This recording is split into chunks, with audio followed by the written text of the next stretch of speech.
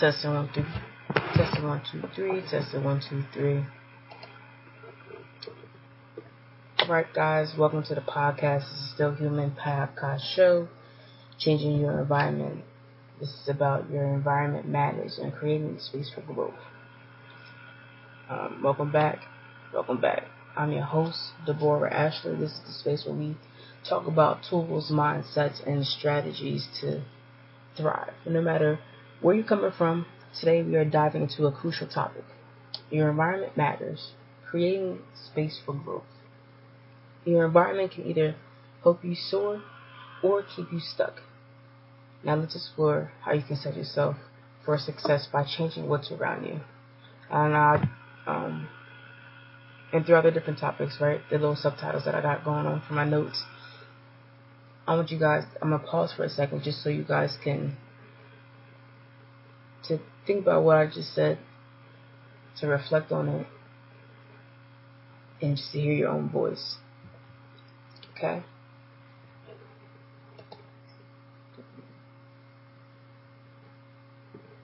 Awesome. So good day, good morning, all that jazzy fun stuff, right? So listen. I have a personal reflection to share with you guys. I apologize, I get nervous every time I do this. And I just like to be able to get this out. If I don't, emotionally it becomes a burden. So I want to share a personal story with you. That there was a time in my life when I felt completely stuck. I couldn't figure out why I wasn't moving forward, even though I was working hard to stay motivated every day. Then it hit me. My surroundings were holding me back. My physical space was cluttering me to the point of I couldn't see a vision. I didn't believe in my vision, And then one day I decided to take a step back, to pause and reflect and evaluate everything. So I started by decluttering my room, right? Removing things that didn't serve a purpose or bring me joy. My mom always says, if you can look around your room and see what it looks like, it will reflect your life, right? And I still say that to this day. So even after I'm done with this work, I'm gonna put the tools up, I'm gonna put up everything. Right, so with that, right, next I began distancing myself, right, from people who were most interested in complaining than growing. And I replaced that negativity with a motivational podcast, a YouTube channel, a potential ebook, working out affirmations, and an exercise. So those inspiring things, right? Those connections with those people who will be lifted up by me, right? I'm trying to create this community where it's not me just being seen, not just me just being heard, but there's of course action to take place. There's strength, a renewedness to be done, right? So let me tell you those changes transform not just my space, but my mindset, and that's the power of your environment, right? So for example, let's just pause right there, right? So if I'm using these very things, right, to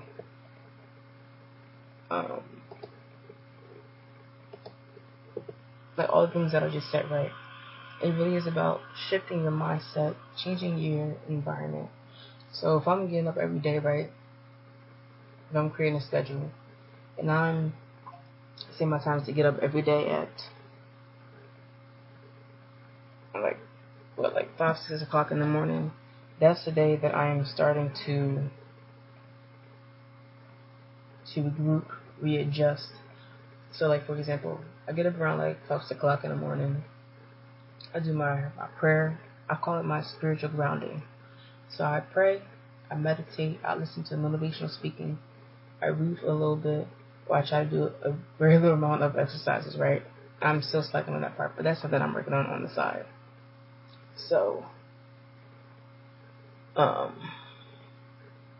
see, even once I do that, I do that because, when you're on the inside, being locked up, right, you have to be able to, you're surrounded by so many people, sometimes 12 to 15 people on a wing.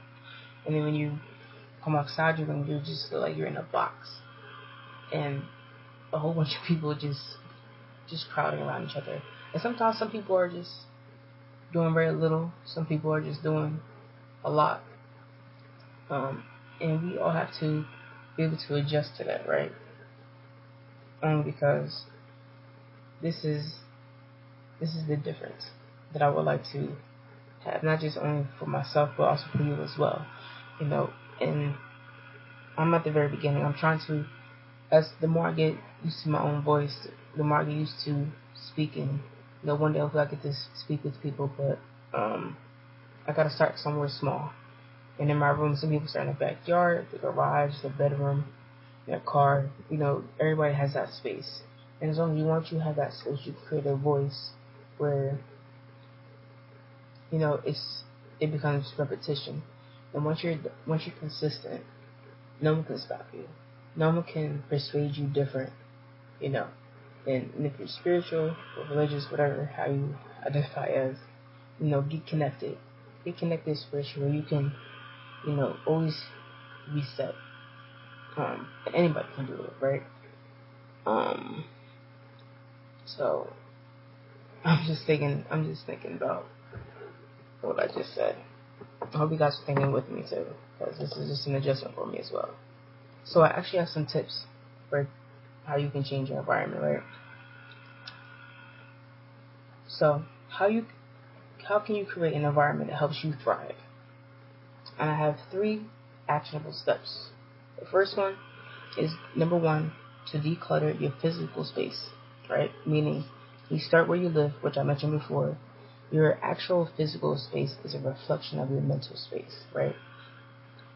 Clear up things that you don't need. A clean, organized space can give you the clarity and the peace of mind. And what does that look like? Let's say I'm in a room, right? I have my bedroom set up, my desk, a TV everywhere, nightstand, right? I got clothes, right? But let's say, which actually is my problem right now, but let's say, boom, I got clothes in my bed, books in my bed, I got food, bottles of water everywhere, which I do have a habit of doing sometimes.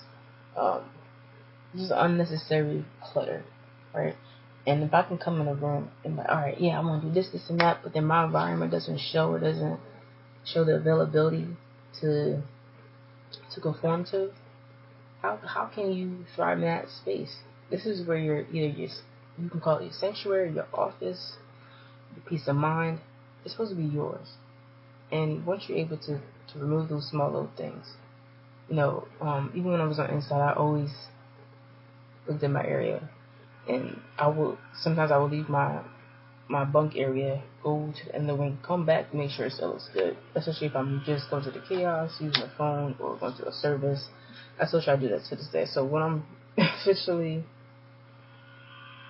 how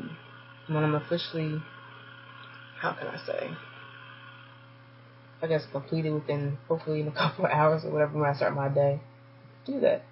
It's a way to reflect, it's a way to regroup. Number 2, distance yourself from negativity, meaning take an honest look at the people and habits in your life. Are they helping you move forward or pulling you back? It's okay to step away from toxic relationships or unprotected routines. Your well-being comes first. Right, now let's pause for a second and think about that. So as I'm looking around, right, I really took a step back. And, my situation is sometimes involuntary, so meaning, which I'm kind of glad, because it gives me a lot of chance to reevaluate who I want in my circle, who I want in my background, in my community support to go on the next level. Everybody can't be where you are or where you want to be or where you're going. This is your journey of healing and being resilient and re-strengthening. It's hard to make a comeback after, you may view it as maybe the biggest mistake of your life. And you may feel like you have a target on your back. But, if we constantly stay stuck in that mindset, we're not going to go anywhere. And I'm not the type of person that likes to stay stuck. I like to grow. I like to move forward. I like to move around. So, but while I'm here in this spot right now, I'm going to review my own habits. Constantly use mirrors to look at how I view myself before I allow anybody else to view me. I'm making sure I'm on a level of competence. So, I like to say this: if I want to be impactful and help a group of people, I always say I'm no good if I'm uneducated. These are my 3 E's. If I'm uneducated, unencouraged, and I can't elevate, right? I want to meet all those E's just so that I can be well in my mental, my spiritual, my emotion.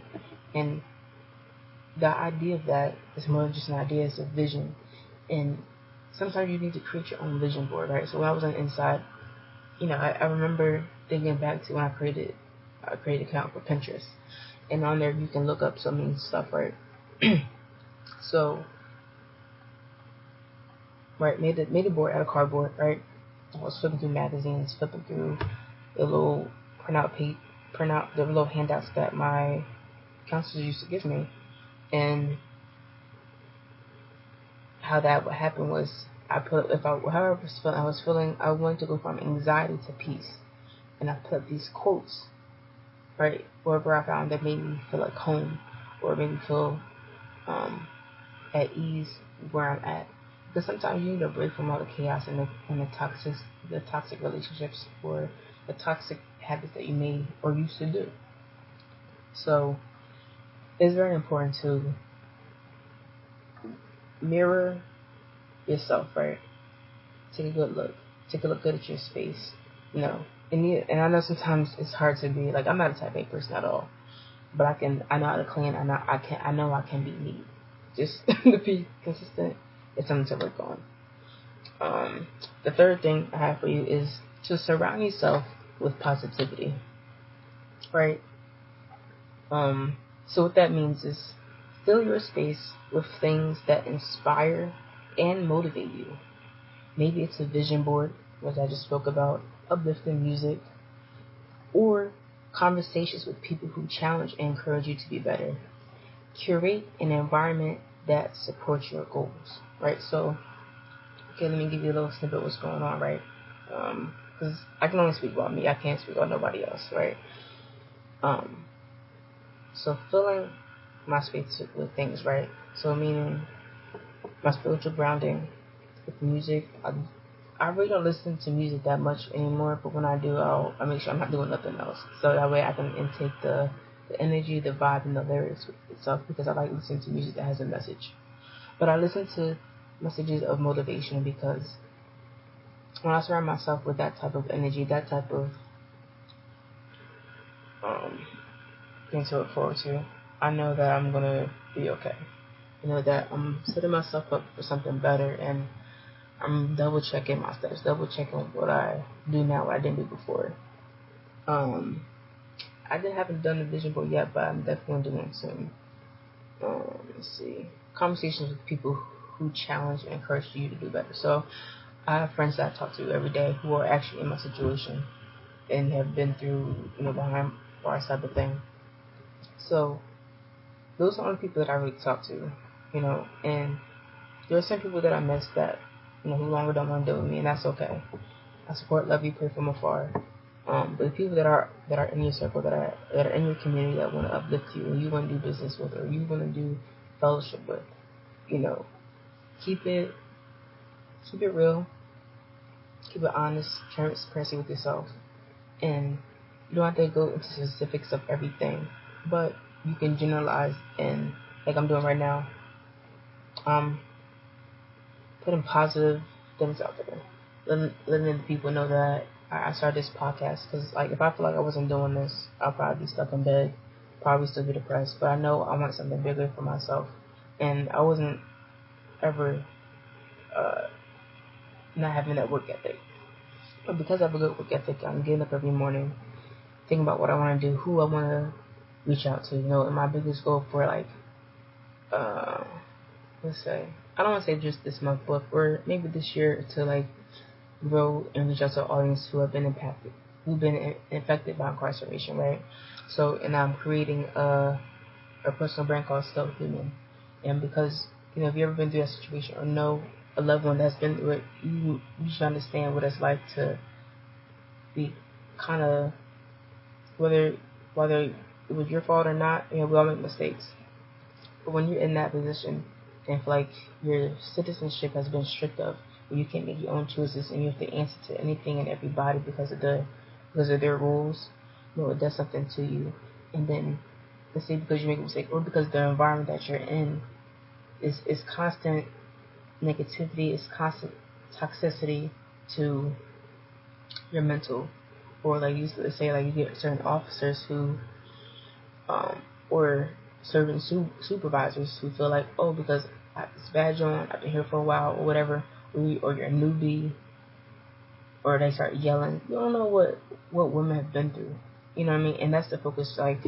Men, I know men go through so much as well, but because I'm a woman and I feel as though that women are very special.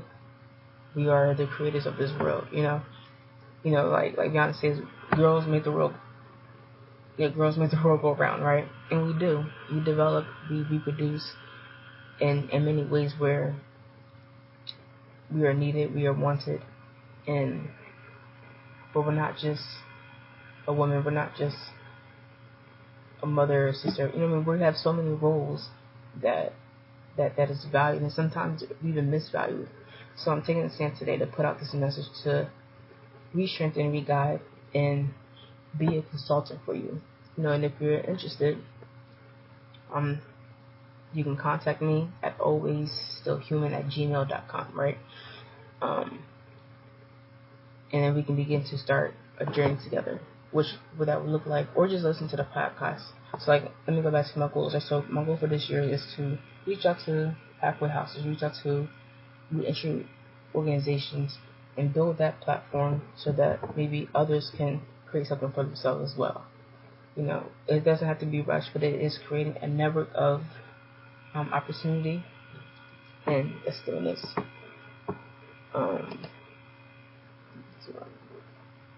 Okay. So I'm gonna pause for a second, let y'all think about what I just said. I know it was a lot, but I have some take like a closing takeaway, right? So here's the main takeaway.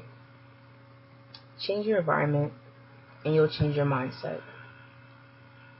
Whether it's your physical space, the people around you, or the energy you allow into your life, or your environment plays a massive role in your growth. Take control of it and watch how your perspective shifts. For those who didn't hear me again, I'll say it to you one more time. Right? And whether you're taking notes, hope that you have and that you are, because you never know. Like on my YouTube page, I say, that YouTube has this big thing going on where, the small creators have opportunity, right? And I consider myself as that content creator to put it out there. And yeah, everything has a system. But I feel like the more you put out, the more you feel confident, the more opportunities you'll create. So remember while you change your environment, you will change your mindset. Whether it is your physical space, the people around you, or the energy you allow into your life, your environment plays a massive role into your growth. Remember that. Alright, y'all. That concludes the show, Changing Your Environment with Still Human, with your host, Deborah Ashley. I just want to thank you for joining me in this episode of Still Human Podcast. If you found this episode helpful, share with someone who needs to hear it, or if you need to hear it with your loved one, please don't forget to subscribe so you never miss an episode. And remember, you are not alone on this journey. We are all still human, and we are all capable of growth. Until next time, stay empowered to keep moving forward. Peace.